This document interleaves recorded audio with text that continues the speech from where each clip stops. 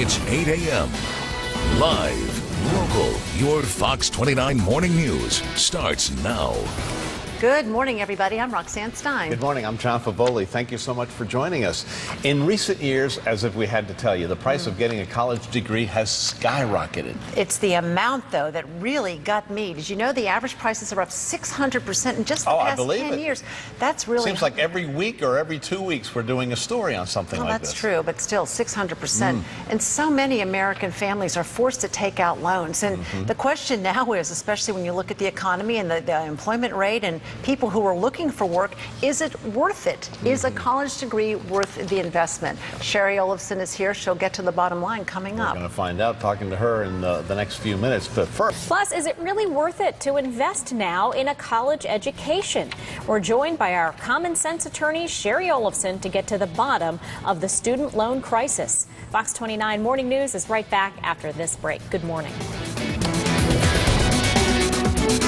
Getting a college degree can be an expensive venture, probably the understatement of the year, but there really are a couple of things you can do to cut down on the expense. We don't need to tell you that if you're the parent of a college student. For more, let's turn it over to Fox 29's John Favole. John, we know it's a while before your little one goes to college, but you're probably going to be paying close attention to Shari's advice. Saving, exactly. We all know education means more money. In fact, over the past decade alone, the cost of education has grown more than 600%, and most college students are now borrowing money to get their degrees. But before you take the dive into a new student loan, there are a few things you need to know before you borrow some money in this tough economy. And here with a few good tips is Fox 29's common sense lawyer, Shari Olefson. Shari is an author, an attorney, and director of the Carnegie Group think tank. And as always, thank you for being here. It's a pleasure, John. A lot of good information that we have to plow through right now. Some people look at education as an investment. Indeed it is, but a lot of folks are having to think twice right now because of the economy.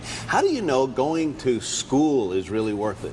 Well, and you hit the nail on the head. Now, even more than ever before, we can't really just go to a school because it's convenient or pick an educational field because it's our passion. We really need to be looking at this as an investment, very much like you would be looking at investing in a CD or a stock or something like that.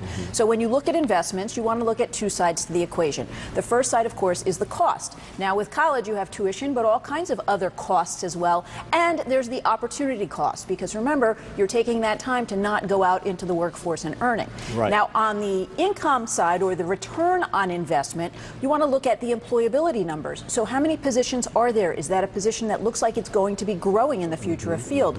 Also, the earning potential. Some fields offer a higher earning potential than others. And of course, upward mobility. So what's the opportunity once you get into that field that you'll be able to move up as you go along? Some degrees, for example, a 4-year degree in pharmacy costs the same as a 4-year degree in psychology. But in pharmacy, you may earn $100,000 a year, while in psychology, you're looking at maybe $30,000 or $40,000. So that's the investment analysis. Boy, that's a lot to think about. You're right. And schools are now required to post certain information on their websites, such as graduation rates. How can this help when you're making your final decision? Well, part of doing your homework is gathering this information. And a lot of this goes to the cost side of the equation. Because if a school takes maybe 3 years on average for students to graduate from a 2-year program, it's going to end up costing you more. So under the new rules and reforms, the schools are now required to post on their website certain information, including the price, the retention rate, graduation rate, and job placement rate, and then a net calculator which factors in all of those costs. But you need to dig even deeper than that.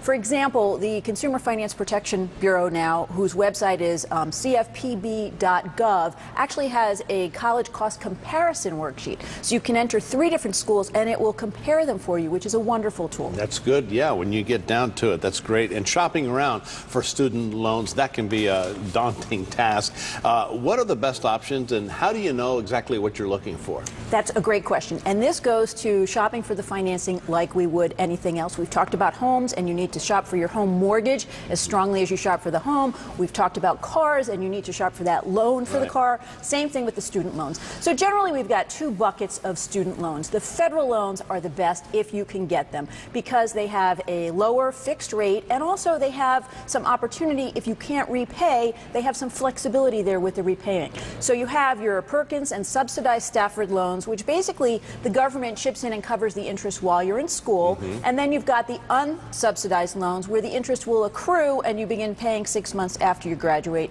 And then you've got the PLUS loans, which are more expensive but more for parents and graduate students. Now, if you can't get a federal loan, there are private loans available, but we need to think of private loans like we would think of credit cards, because the interest rates on those can go up. There are no protections if you have trouble paying them. And sometimes we're seeing schools now sort of branding these loans with their own names. So you need to ask the same aggressive questions that you would ask when you're getting a credit card. How far can the rate go up? What happens if I can't pay? What if I decide to go to graduate school? All of those kinds of things. All right, you get an A for your explanation today.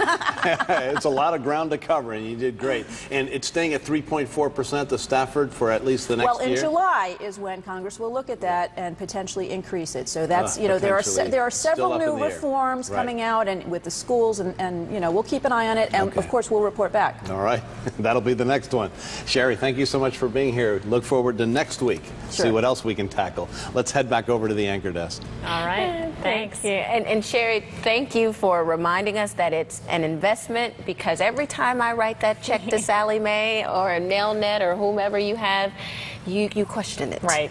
Right. I know. Not that you sort of look forward to being older, but I'm grateful that I'm a little bit older, because I mean, I don't know that I could do it again today with today's rates. So, gosh, incredible hang stuff. in there. If you're in the thick of it, it is worth it. Yes. Time for the forecast.